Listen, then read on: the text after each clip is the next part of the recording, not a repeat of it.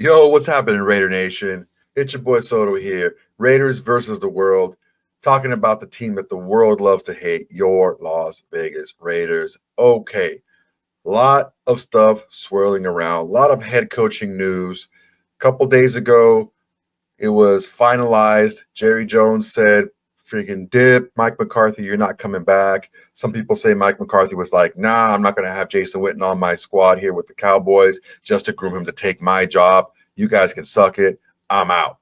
Okay, depending on who you believe, it doesn't really matter. The bottom line is the Cowboys need a head coach. Vinny Bonsignore of the Las Vegas Review-Journal. Congratulations, Vinny. He won the Las Vegas Sports Writer of the Year, which is amazing because there's a lot of good ones out there. He reported that Deion Sanders was actually heavily interested in being the Raiders head coach. In turn, Vic Tafur, one of my favorite writers and reporters out of The Athletic, reported that the Raiders had a zero interest in Deion Sanders.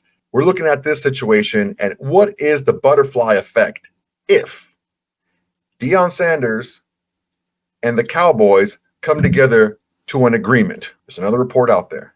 There's a lot of reports, stuff flying around. But there's been some preliminary talks, nothing concrete, nothing, in stone, that Deion Sanders and Jerry Jones may be having a couple of conversations. Makes sense. Deion went to the Cowboys, won a bunch, helped him win a lot of games, and is basically an icon in all of football, but especially in Dallas. Jerry Jones gets a big name, kind of maybe takes a little bit of heat off himself.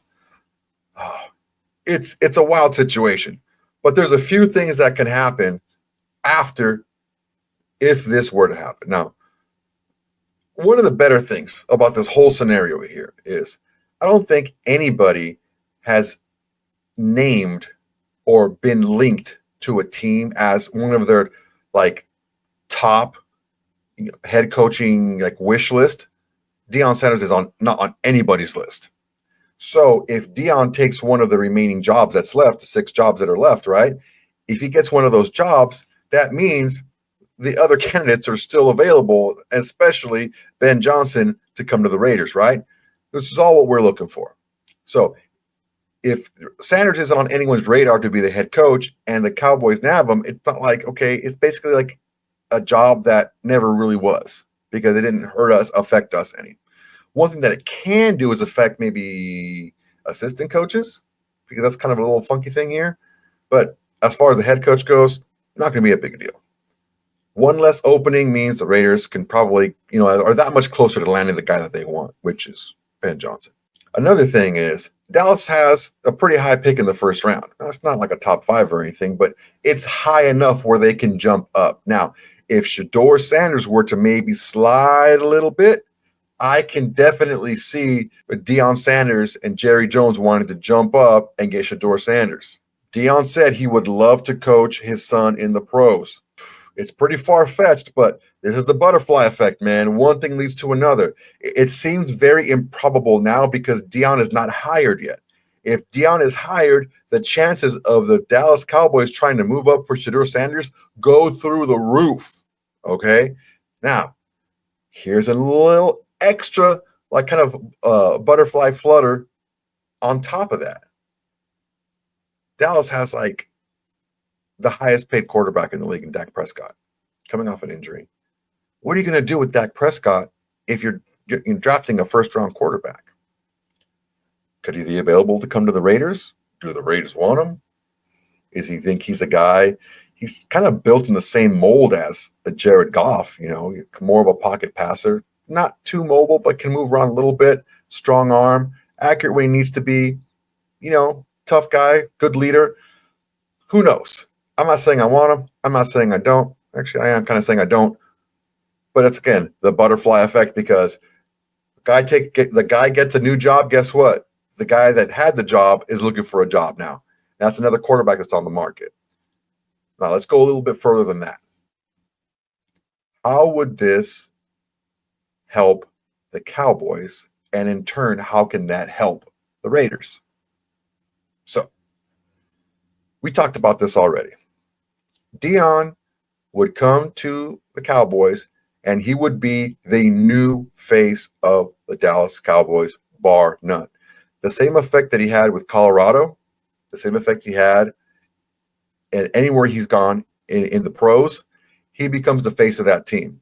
The face of this team, if Deion Sanders is the head coach, will be Deion Sanders. It's not going to be Jerry Jones. It's not going to be Micah Parsons. It's not going to be Dak Prescott. It's not going to be anybody else. It's going to be Deion Sanders. What does that do? Takes a little bit of the shine, takes a little bit of the spotlight, takes a little bit of the heat away from Jerry Jones. Now, I don't think this is going to happen simply because Jerry Jones wants to be in the spotlight. He wants to be up there in the front. He wants to be seen as the guy. But again, butterfly effect. We're talking about how these things compound on top of one another. If Deion Sanders can be that kind of flashy, attention-grabbing face of the franchise, Jerry can sit back and maybe do a little bit of a rebuild. I had a conversation on another podcast about the Dallas Cowboys and about Mike McCarthy specifically, how he is not that great of a head coaching candidate because he had stacked teams and he still couldn't win, in the playoffs. Slow down. Jerry Jones has an eye for talent, so he gets talented players sprinkled throughout his roster. I'm not sure how good the entire roster as a whole is. Maybe that'll change when you have a Deion Sanders and you need to rebuild a little bit. With a rebuild, what does that mean? That means you get rid of old pieces that can potentially come to the Las Vegas Raiders. I'm not saying we're going to get Micah Parsons or anything like that, but there are definitely some pieces that we can take a look at, especially on the offensive line. The offensive line isn't great as it has been with the Cowboys, but I honestly think that that's one of the areas that we need the most help in, and also defensive line depth is key. All right, we saw what happened this year when like 3/4 of our starting defensive line went out on IR due to injury. So a lot of things can happen, and it takes one building block before the next one. Is it going to happen? Is it not going to happen? Who the hell knows with Deion Sanders and with Jerry Jones? Those are two huge wild cards, and you never know what's going to happen when those guys get together. But it's fun to talk about. It's fun to think about, and it could potentially be something very good for the Raiders on a few different fronts. A job gets filled, and it's not a coach that the Raiders are interested in. So that means the guys we are interested in are still available. We could potentially get a quarterback out of the deal. And if there's a rebuild happening with a young quarterback over in Dallas, there could be some other players available. All good things for Raiders. Impossibility. All right. All right, guys. That's my time for today. Make sure to like, comment, subscribe, and share. Please, please, please try to get this channel up and running. It's a grassroots effort right now. I'm just starting it, and I think you guys are going to love a lot of the stuff I have coming down the pipe. It's the bare minimum you can do to help this channel besides doing absolutely nothing. All right, guys. Thanks a lot. Till next time, everybody. Peace.